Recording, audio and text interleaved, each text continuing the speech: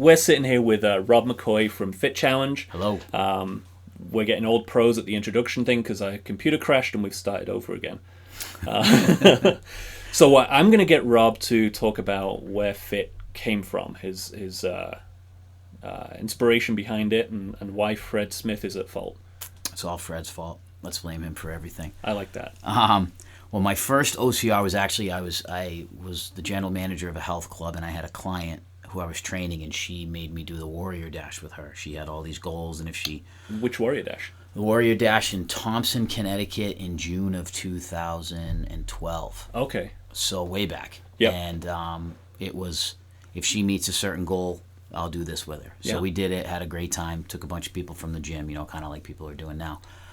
And it was one of those things where we went really, really, really slow. Yeah. And I had this feeling I could do a little bit better. So I went back in August. Just a little bit better, right? Yeah, a little bit at that time. So I went back in August and ended up running it again and loved it. And then when I finished with that one, I started reading more about it and looking into more things. And I ended up running the Rebel Run, the dreaded Rebel Run, the Ruckus Run, and the Spartan Fenway race. So I did those. Loved them all. I did love the Rebel Run, believe it or not, and I didn't get hurt, which was great. And then the winter came around, and I was poking around, and I saw this advertisement back then on Wicked Muddy for Blizzard Blast. And I said, oh, this one sounds cool. So I registered for it. It was cheap at the time. And I went. At that time, I was coaching football, and there was a job that I wanted. And I applied for it and went through the whole process and really thought I was going to get it. And I actually found out the night before Blizzard Blast that I didn't get it. Yeah. So I wasn't happy, but I'm not one to wallow in self-pity very long. So I went and ran the Blizzard Blast, and then as I'm running through the park, I had World War I Park, which was the site of my second race, in mind, saying that would be a great spot for a race like this. So I saw this guy come rolling by in his quad. He had snow boots on and goggles. Yeah. It was Fred Smith, and I grabbed him and I just said, hey, is this your race? Yeah, it is. And Fred, he big timed me, and I kind of mentioned some things briefly to him, and he doesn't even remember it. That's how memorable I was the first time. So as I'm driving home, I called a former track coach of mine, and I said, let's do this, and he was all in. And then I called a lawyer friend to get the business going, and a website guy, and that was probably mid to late January of 2013, I would say. Whatever. So you really didn't wait long after Blizzard Yeah, Blast. we had our first registration, I think, February 10th. Wow. Okay. It was. I mean, that was the rapid process of it. I wanted World War I Park. It didn't work out the first time around, which was actually good. Because starting at Cracker Barrel where we started was great. Yeah. That was a great venue. That was a good venue. Yeah, great starter venue for what we were doing. I had no idea what the hell I was doing, but it was very open, very friendly.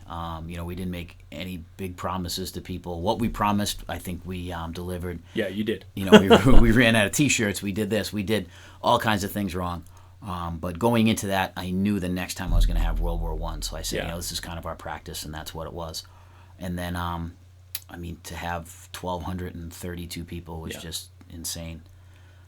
Just very lucky. And then we had 1,400, over 1,400 at... Now you've had 5 races? Yeah, we just had our 5th in November. And you're doing trail races now?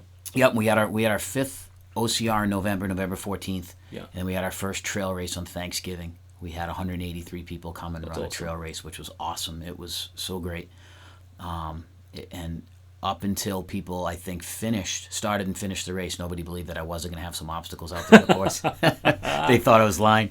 And They're waiting to hit the destroyer wall at the finish line. I'll tell you, not only that, but I leaf blew, Jess Wallen, I leaf blew the entire course the night before. So I did everything I possibly could. I put signs out there for like a twig and a branch and all this kind of stuff. So it was very un-me. And as... Cause, and a lot of you guys know Cause, he said, is this going to be a Robb course? And I said, no, this is not going to be a Robb course. But it was fun. And we have 4 planned for next year, a trail series that we're going to do. We should be launching that information pretty soon. We got a nice, cool new medal. Cool medal. Yeah. Let's see if we can put that up to the camera. Yeah. There you go. So handmade. Oh yeah, handmade in the workshop. Your kitchen table. Yes, or my dad's backyard. Fit Challenge Corporate. So yeah, I mean we've got some fun things going, some exciting things going. That's fantastic. Yeah, I'm very excited about it. So the last Fit Challenge, obviously one of the things that Fit does a lot very differently to some other smaller kind of 5K distance races is the elite competitive stuff, and we talked earlier about the timing company issues and stuff that's out of your control. But Fit has really set its place as one of the few that do really solid, elite, competitive stuff. Was that always your plan? Because a lot of people don't do elite. A lot of race directors don't do elite because it's an added complication. It's enforcement. It's difficulty. So what's your thought on Fit Challenge doing elite waves? We meet the demand that's there, and we've been lucky to... The first time we did the race in August of 2013, we sent out an email saying we're going to have an elite wave, and I think we had 45 people that responded that they wanted to run in it. So, heck yeah, we'll do it. Yeah. Then the second time around in April, we had big numbers for that. Yeah. And it was very popular, and we had a lot of people there.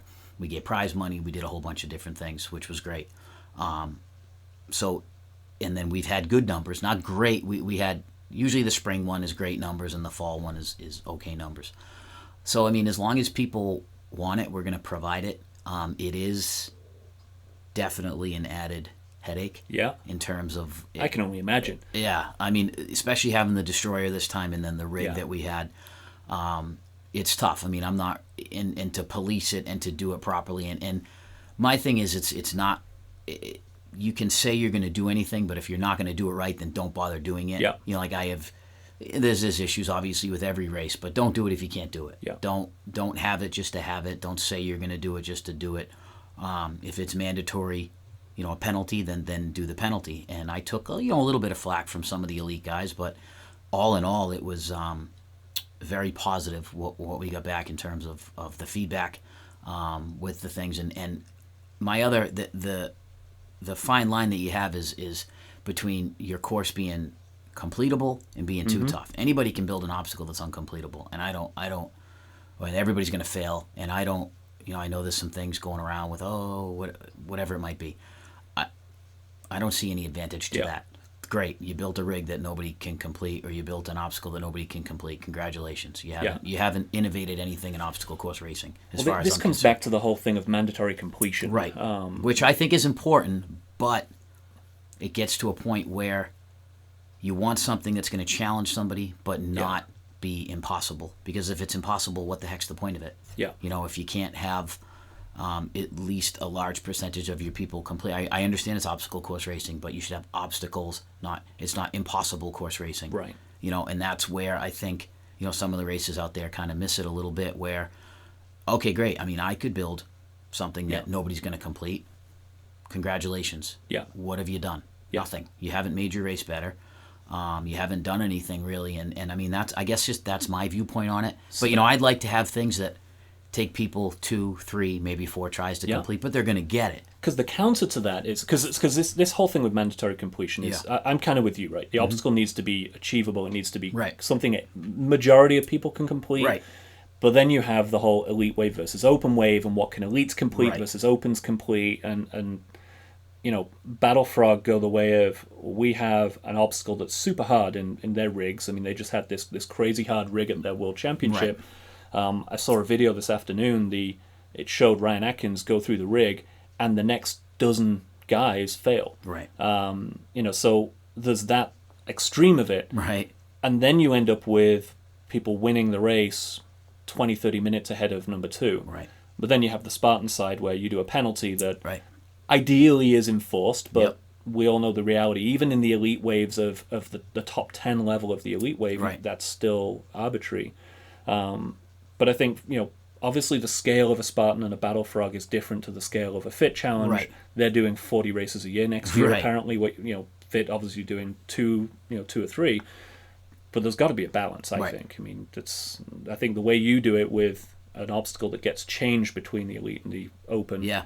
I don't know if that's scalable, but it's... Yeah, and to me, if you want The ultimate challenge, I guess, it's elite wave. Yeah. And if you want to do that and be held accountable for the things you're going to do, you have to do it. And you have to complete it, and you have to, certain things. Like our rope climb, you have to climb the rope. If you can't climb the rope, you shouldn't be in the elite wave. Yeah. That's just how I Common feel. sense. Right. If you can't climb a 15-foot rope, then I don't. Maybe Probably, you should, you right, might be a fast runner, but maybe not do the elite wave. Exactly. Think about, and that's okay. There's nothing wrong with not being able to do that. And we've always prided ourselves in the fact that our race is a challenge. Yeah. And it's you challenge yourself, and you get to an 8-foot wall, and you're scared of it. Try it, but ultimately, if you need to go around it, go around it. Yeah. Skipping obstacles is unacceptable, and that will never be tolerated. There's no skipping something is okay. I'm just going to run by it, but trying it, giving it a legitimate shot. Yeah. And you can tell the people that do that. Okay, the car. I'm scared of the cargo net. They're up at the top for a minute or so, shaking or whatever it might be. That is what the open waves to me are all about. That's what obstacle course racing is all about. I understand certainly, and I mean, I've run plenty of Spartan races and will continue to run plenty of Spartan races. Like a specific skill. I love the spear throw. Why? Because it's great. Yeah. It's pressure. You got to perform under pressure, and you have to hit the spear. That shouldn't be you get 3 throws. No, you get 1. That I love. That's a great thing, and there's a penalty there. And if it costs you the race, and you better go practice your spear, not complain about the penalty. Like we had the destroyer that was for the elites. It was doable, and you get 3 tries. Yep. And we had a particular elite that had a pretty sizable lead, but he failed the destroyer. Yeah. And he did his penalty, and he came back and he battled back, and he almost won. But he came up to me at the end of the race, and he said, I got to get better at the destroyer. You did a great job with that. And it was very doable. Good. And I have to get better at it. And then I had an elite that say it was too tough, and the penalty was too much, and it knocks you out of the race and whatever. And my response was, well, you better work on it then if you want to win my race. I don't know what to tell you. There's got to be some level of that. And if, And that's always going to evolve. As the sport evolves, the athletes evolve, the members of the elite and open wave evolve. Right. If 1 fails and then 6 get it, is it a problem with the obstacle or is it a problem with you? Yeah. I don't, you got to get better at it. And that's, every race has their thing. And if you can't throw a spear, you're probably not going to win a Spartan race. Yeah. And, if like a ballpark race, you're not going to win a ballpark race if you miss the spear. That's just the reality of this. I've seen guys lose them. Yeah. And it happens. And that is great. And the pressure's there. And that's awesome because it's hard to mimic that anywhere else. Yeah. Especially in the sport, performing under pressure. This is why with Race Local this year, we dropped the competitive side. Right. Not because there wasn't a competitive outlet, but because it was just so difficult to enforce, as we've said. And obviously it was not that many of the smaller races, the newer races were doing that. Right. And what a lot of people don't know is that of all the new races coming in, like you've probably spoken to almost every race director before their first race. Yep. I mean, I know I've put a ton of people who come calling to us asking for help or advice or to promote something, and I'll say, call Rob. Sure. Because you're always willing to help them. Right. So one of the questions I got from the peanut gallery is for Rob to tell us about something he tried that failed, like fell flat, so that other race directors can learn from that. And like advice. What have you screwed up in Fit Challenges history? Well, just one. Right.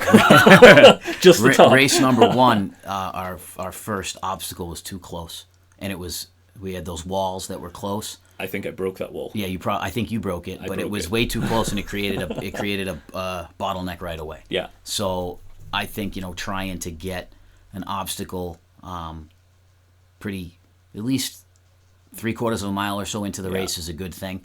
We're lucky now where we start right with a hill, so we don't have anything to worry about. But that, and then even the second race at World War I, it was the first obstacle was a mile in, and we still had backups a mile in. Oh. So I mean, that definitely was a problem for us.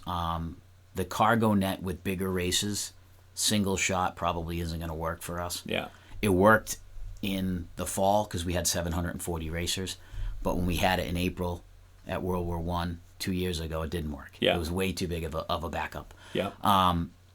Definitely that stuff. Our changing tents blew away in April. Whoops. Yeah. Was there anyone in it? Right. No. Okay. Thankfully, no. So I just bought a bunch of stakes for all of our tents because we had one blow away in November as well. Yeah. The things with the timing stuff. Yeah. We've gotten significantly better with that. But then we took a step back because we had a person come, just somebody that couldn't handle what we were asking them to do.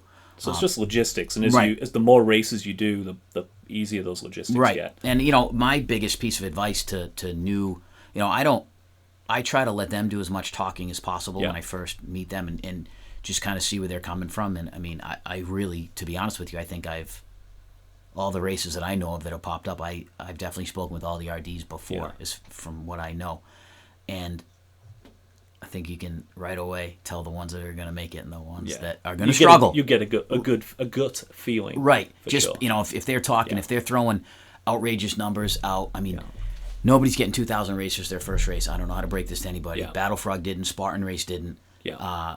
Fit Challenge didn't. Bonefrog didn't.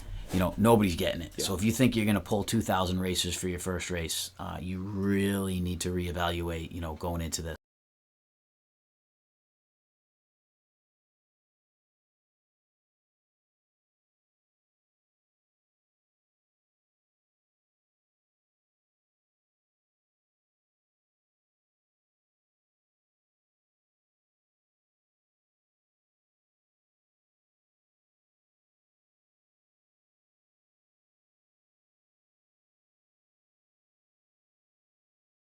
All the money in the world, but what if you desperately wanted to do, like, a specific idea that you want to implement that you haven't been able to do?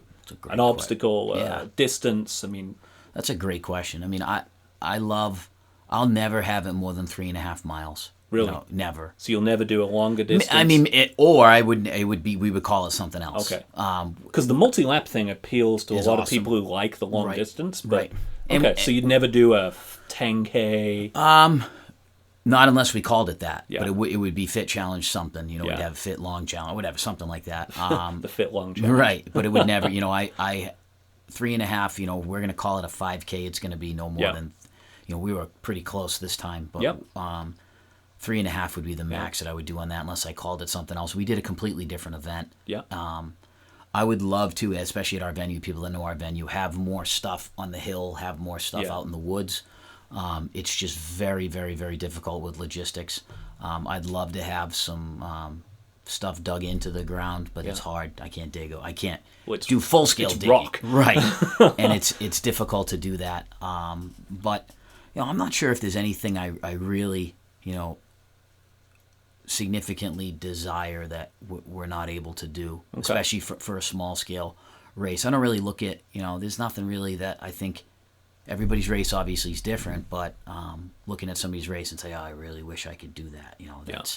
That's something. I think everybody would like to, have more volunteers and like to have more registrations and all that kind of stuff. I'd love to do a 2-day event. I would love to. I would love if the numbers dictated to do a 2-day event, especially for all the I mean, I'm a multi-lapper myself, so I try to do as much as I can to cater to that. I'd love to do that. But that's probably pretty much it. Okay. So the big change for you recently is that you called me up the other day and said, "I'm now working for Bonefrog as well."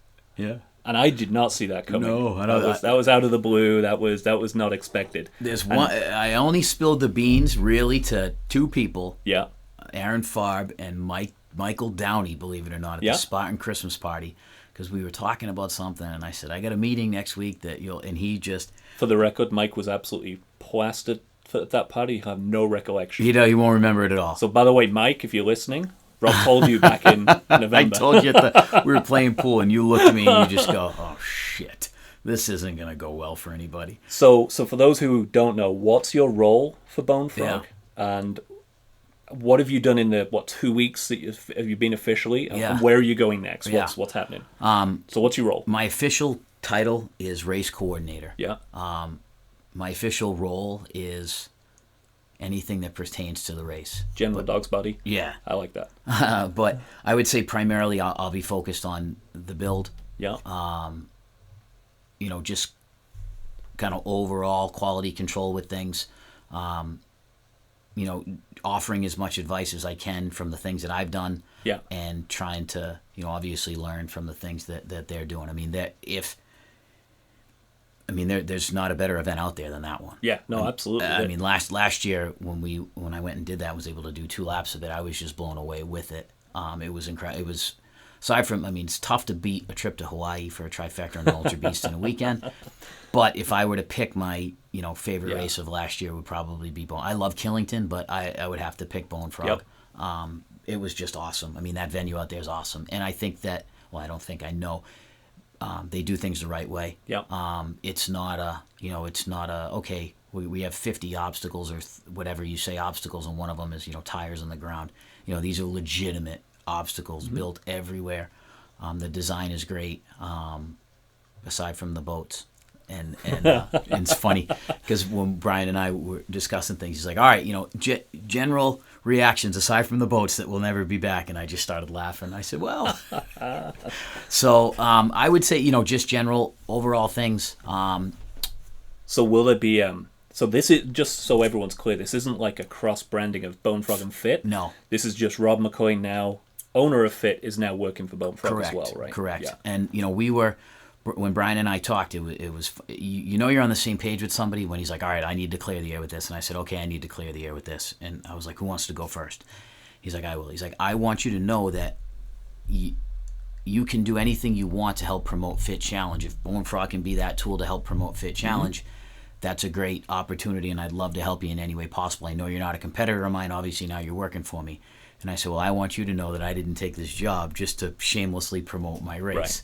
So it was good to know they were both on the same page there. And, people of character are not intimidated by somebody else who has knowledge. And he's not intimidated. He's not intimidated. I'm going to come in there and tell him everything he does sucks, because it doesn't. And I'm not intimidated. He's going to, tell me everything that I do sucks. Yeah. So, and he, values the fact that I bring knowledge. And, unless you've directed a race before, you have no idea what it is to direct a race. Yeah. You can run hundreds of them, but until you actually do one and have, the weight of the world on your shoulders for a week, and then everything, all these, 50 different moving parts that have to come together perfectly for a day, you have no idea what that pressure is.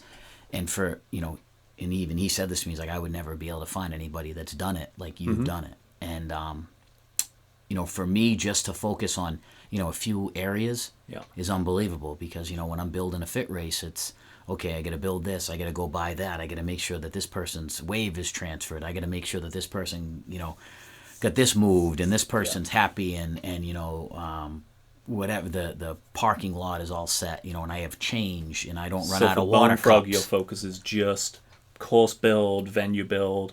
Primarily, yeah. And he's hired he's going to hire some other folks to do some other things.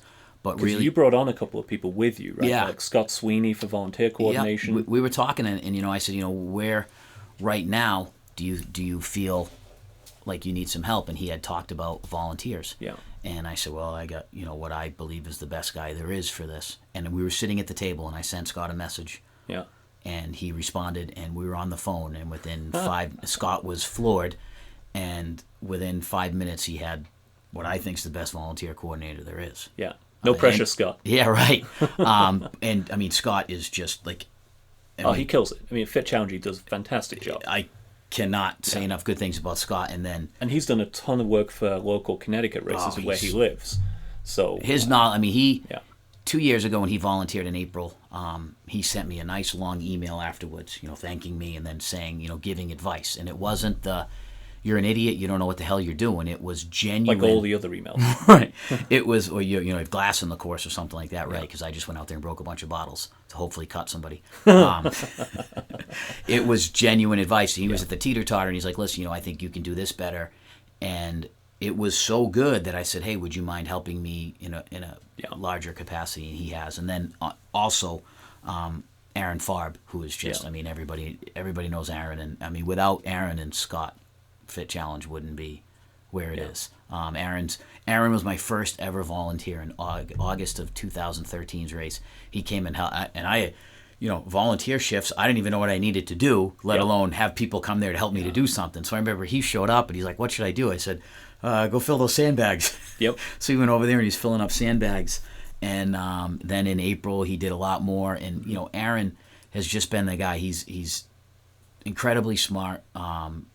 He knows everything that we're doing, and I don't even have to, if we get a radio or something like that. Yeah. Rob to Aaron, he's like, I'm already there. Yeah. He's already doing something. Oh, he's a good guy. Yeah, Aaron's He hosted hosted a team social for the New England Spartans, and we saw the floating wall. Yeah. And we very quickly realized that anyone under about 6'4" couldn't do it. So Nicole Sibley, who you know is fairly, sorry Nicole, but not very tall. Yep. We invented the Sibley step just so she could get up the wall. Perfect. No, he's got ideas, and he sent me a text message this morning asking what the width of something was because he's got another idea, and now he's friendly with Larry Cooper, who built the destroyer. Oh boy! So now it's I can tell you right now it's gonna be interesting. Awesome. So I hope Aaron's gonna be able to do some stuff with Bonefrog as well. But we also Will Ferrulo, who is a great elite runner in New England, and most people don't know he's a master carpenter too. Did not know that. Yeah, he's extremely talented carpenter. He's helped. He comes and oversees a lot of the build that we do. He built a smaller course at a gym down in Rhode Island. Okay. Well, no, actually, it was Fall River. Built a couple obstacles down there. I built a course in a woman's backyard. He helped me with that. Okay. So he's helped with a lot of things. And I threw the dates out to him for the Bonefrog build, and I think he's going to help build every race. Fantastic. Which will be great. So again, people that, it's kind of that blending of networking and knowing the right people. The blending of worlds, and like I told Brian, I said I'd never send you a guy that I didn't personally trust. And now, will you get to run Bonefrog, or are you just going to be stuck working? Yeah, with the plan right now is with the amount of hired guys that we have is to have at least 2 people ready. Yeah, builders ready on top of the volunteers and stuff like that, but have at least 2 builders ready at all times. So hopefully I'll be able to get out early, maybe with the Elite Wave, go run, and then be done in time to take over for some other guys to get out there and run. But I mean, the plan is to be able to. Yep. And hopefully, if it works out, if we're not too tired from things leading up to it. So obviously that's huge for you. Is it just a 1-year thing? Or is it just see how it all comes out? I mean, the big thing this year was the expansion to 6 races. Yeah. He's because he's all down the coast to where, Florida now? Yeah, Georgia? Yeah, we start, it's actually kind of a great timeline because my race is April 9th. Yeah. And then we're going to use some of my obstacles at his race. Okay. So the stuff from my race that we're going to use, that we determine we're going to use, is going to go on the truck and go up to Berkshire East for May 21st. Mm-hmm. And then all that stuff is getting packed up from Berkshire East and going down to Atlantic City for the June 11th race.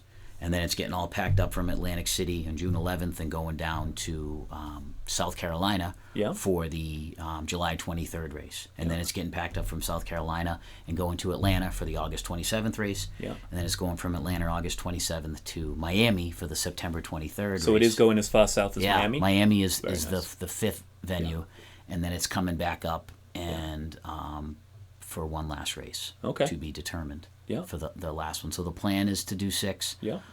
Definitely 4 for sure. But I mean, with the 5th, just waiting on the final things and just waiting on again, it's just the final. You have an agreement, but you're just waiting for that final. Sign off and Nice. With that, this past week, I kind of just took a look at some of the stuff that he was doing with some expenses on some things, and I was able to hopefully coordinate some different things and save some money so that money can be allocated in different areas. And I mean, Fred and I will say Fred and I are good buddies, but we've done a lot of work with local vendors and metal companies and T-shirt companies and that kind of stuff to try to, hey, that's what we do, and every dollar counts for us. You can sink it into marketing, right. You can sink it into the race. So whatever we can do to save money, we've done, and we've been able to help other races with that and get some other companies involved. And this comes back to that whole idea of what do you tell a first-time race director? Right. It's like you've got to just figure it out as you go and learn from people who've been there before. Right. So what I wanted to... there's 2 things I wanted to cover before we were done. One was the 2015 race local season, right? Yep. So that's the season we just finished. We ended at Fit Challenge. You gave us a microphone and a podium, and we brought out the comedy checks. I sink an awful lot of time into race local. Yeah. From a race director perspective, does it make a difference to you? Like, what does it mean to a race to be part of race local, to be to support it? Right. Well, I mean, first and foremost, I run with the team. I'm a part of the team. The New England Spartan community is a big part of my life. Yeah. You know, and a lot of my very, very, very good personal friends are Spahtens. So for me personally, I'm not saying it doesn't mean something different to different race directors, but it's a whole lot more than just a business to me. So personally, it means a lot to me. But business-wise, it's the smartest thing you can do as a local race. If you're a local race in New England and you're not working significantly with the Spahtens, you're doing it wrong. I can tell you that right now. You're doing it wrong because it's the biggest team. It's the most supportive team. It's the best community. And it's the most supportive people. It's going to be your best volunteers. It's going to be the people there before, after, breaking things down, doing the sweeper wave, picking up trash on the course, helping take down course marking, all those things that are just invaluable. They're experienced racers. They're good people, and they care. They generally care about you because they know that it's you. What's Fit Challenge? Fit Challenge is me, and it's important to them, and they take pride in that, and they almost kind of. It's almost theirs, and they look at it as their race. Of all the races on the calendar, I think Fit's the one that people have adopted. Yeah. Certainly the enthusiasts, the people who do 10 races a year or a race every other weekend, the people who do a lot of races, they pick up on the fact that they know the race director, that they can be as involved as they need to be or want to be. And people have adopted it, for sure. And I'm proud of that, and I'm honored that people have done that, and I think that we have done whatever we could to be as welcoming to people as we can. And I am, a lot of times when people send emails and I respond instantaneously, like, oh my God, I can't believe you responded that quick. That stuff's important to me. And Facebook messages and the private messages and all that kind of stuff. I try to respond to everything that I can on the social media stuff, because that people remember that stuff.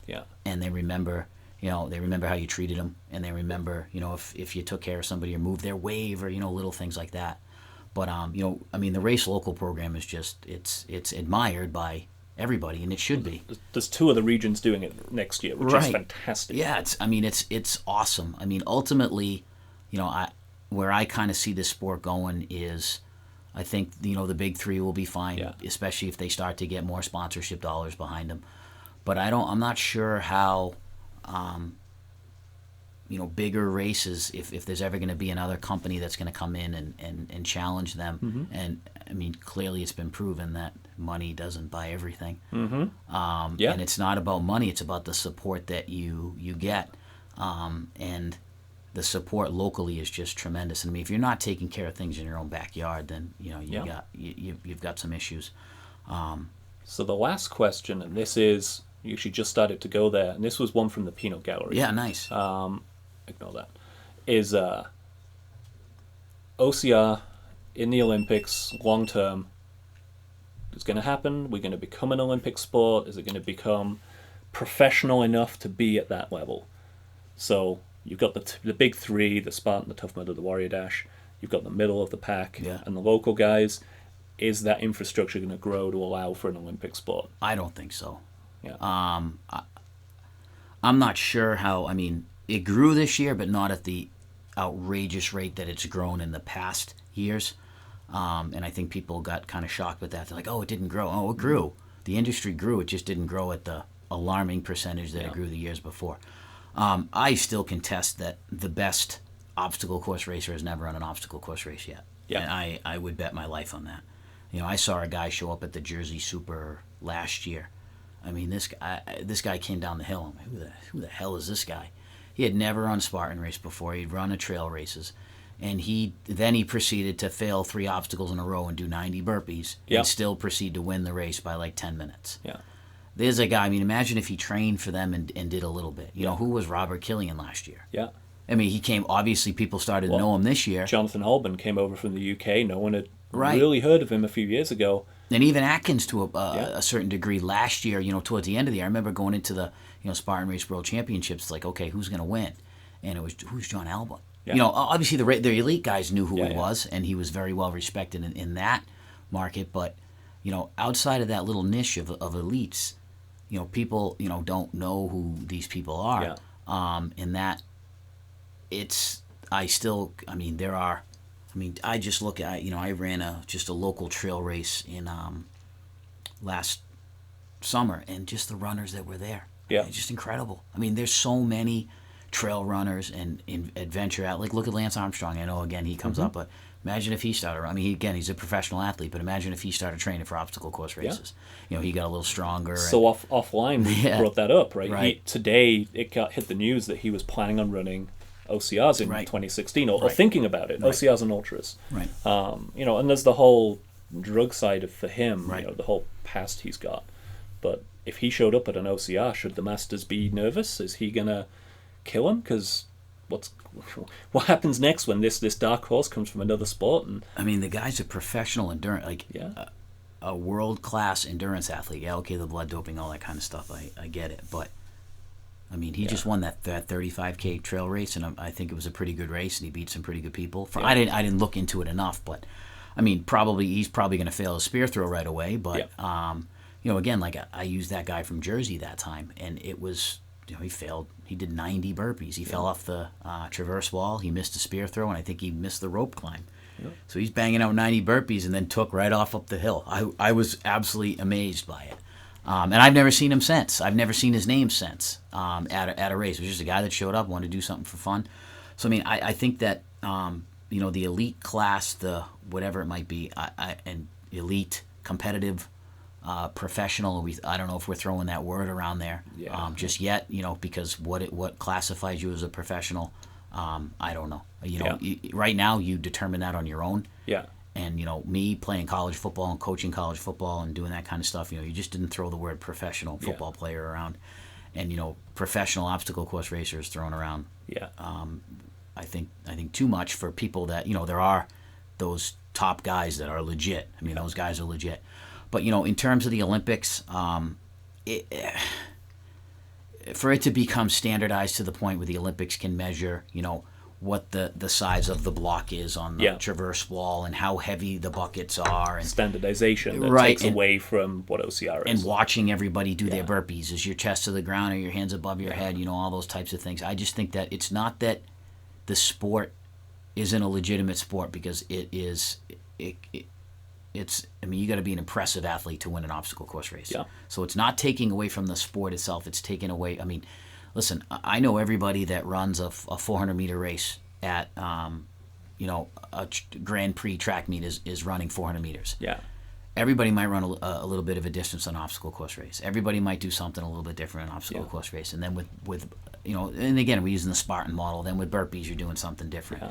And then, your rope might be wetter than somebody else's rope. Is that luck of the draw? Yeah. Or is that just my bucket, maybe my rocks were heavier than your rocks, or whatever it might be, And then we've all seen the Spartan videos where, somebody's bucket wasn't as full as somebody else's bucket. And then we've all seen them and seen the peanut gallery where this person's burpees didn't look like real burpees. Yeah. And I mean, just those questions right there for the way it is right now is going to make it very difficult. Listen, there's nobody that hopes more than me. Yeah. But just for just for the sport itself, there's a lot that needs to be done. And I mean, this sport has prided itself and been created on volunteer labor. I mean, let's face it, it's not, even the big races don't have many staff members. It's volunteer labor. You're not going to properly mandate and police an elite wave in any race with volunteer labor. It's just not going to happen. You're going to need paid staff for each person there, basically following that person or policing all those different things. I mean, again, like, okay, CrossFit. You go to a CrossFit competition, there's a judge for each person. There is. A judge standing there watching each person do it. A trained judge, usually. Right, trained, knowing what to look for and telling people, no. I mean, I was at CMC. I did CMC. I got no rep a couple times. Yeah. Good. Why? Because I didn't do the rep properly, and I should do the rep properly. So, I mean, there's a long way for it to go in terms of it becoming an Olympic sport again. This is not saying it's not legit. It's legit. It's legit. Those races are legit. It's just a matter of the standardization of it would be so difficult. I'm with you on that. Yeah, I think it's the same deal. It's standardization would take too much away. And then what would it be? Yeah. It wouldn't be. The sport now is driven not by elites. It's driven now by open waves. Yeah. I mean, again, you go to a Spartan race or a bigger race or even my race, and you get 50, 60 elites, and I'm getting 700 opens. Yeah. What's paying my bills? Not elites. And so this is a topic that is huge, because I know there's people online who advocate for, if not Olympics, but for professional, Right. or for standardized at least. But we're hitting time. So Fit Challenge, when's the next one? Yep. Is registration open? Yeah. Do you have a discount code you can throw out for people? Bonefrog? Yeah. What's next? All right. So next is actually a trail race that I'm actually doing a virtual run. So I'm doing a virtual run where this is our nice little medal. So we're doing that. That'll be open probably next week. Okay. And then we're doing a St. Patrick's Day. And when is the trail? When will the race be? This is going to be a virtual. So this will okay, be right. just you register. We send you the medal. Yeah. We have our first trail race of the season. Just trail race will be Sunday, March 13th. Okay. That'll be a St. Patrick's Day one. Yeah. And then the first OCR will be April 9th. Yeah. Code spahtenfit. There you Get go. you the best deal out there. And then we're actually doing next fall the Trail Fecta. The Trail Fecta. So we're going to have a Halloween themed one, October 23rd. Yeah. We're going to do a Thanksgiving Day one like we did last year, this past Thanksgiving, November 24th. And then we're going to do a Christmas themed one on December 11th. And then Bonefrog is in Berkshire East in April. Yep. Bonefrog's Berkshire East, I'm sorry, May 21st. May 21st, yep. Okay. So that one obviously will be, it'll be us in April, and then that one. And then the second Bonefrog is going to be June 11th down in Atlantic City. Wonderful. Now that one, there's $10,000 prize money up for elites. I heard about this. Yeah. This is going to have a very competitive, big money elite weight. It's at the Borgata Hotel. It's a short course too. It's a 3-mile course. Inside? No, outside. Outside. Okay. So it's going to be a All right. 3-mile course. Big money. Yeah. From what I'm hearing, registers are going to people that register are going to get a $20 gaming chip to the casino. They're going to have stay and play packages at the Borgata. It's going to be an awesome. Wonderful. The Borgata is very excited about it, and obviously we're very excited about it as well. So it'll be a little bit different. Yeah. And then we head to South Carolina, Winsboro, for July 23rd's event. So I mean, it's going to be it's going to be some downtime now, but once it gets going. Yeah. And I'm hoping to get Brian in here as well. Yeah, I know he will. Get him in here, so I'll bug him. He doesn't live too far away. No, I know he'd be excited to do it. All right, Rob. Thank you. Thank you, sir. No problem.